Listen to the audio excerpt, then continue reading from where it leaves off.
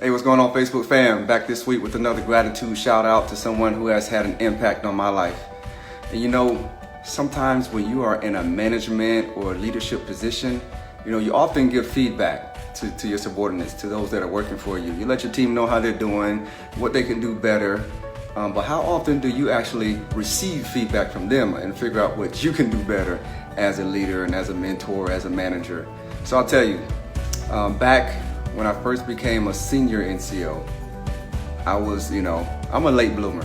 I wasn't a born leader. I didn't come out the womb just leading people. So I'm a late bloomer in my career. I ended up making a couple of ranks back to back and found myself in a leadership position. Prior to being in this leadership position, I had only supervised 3 people in the first 14 years of my career. Had only supervised 3 people directly. One of them ended up getting in trouble, getting kicked out of the military. The other 2, they were already NCOs, so they had some experience with leading, so it was pretty easy to manage them.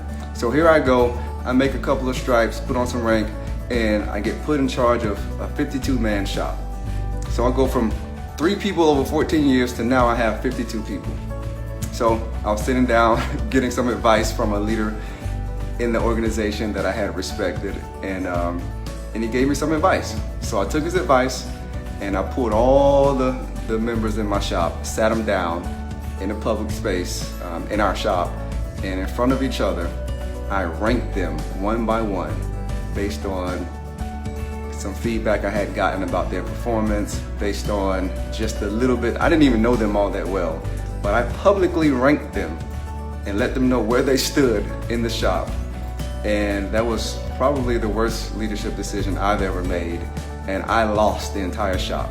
I mean, the motivation went through the ground. It was horrible.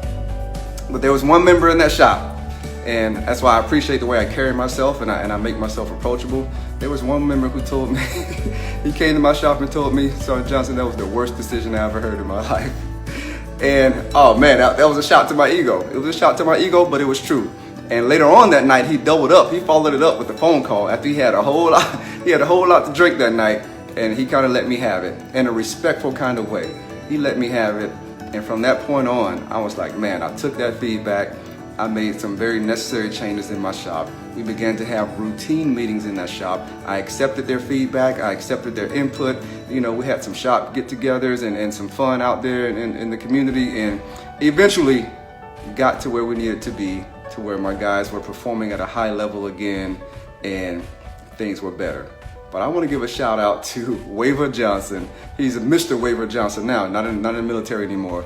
But he called me out and I took it to heart, and I've been a better leader because of it. So don't be afraid to make mistakes.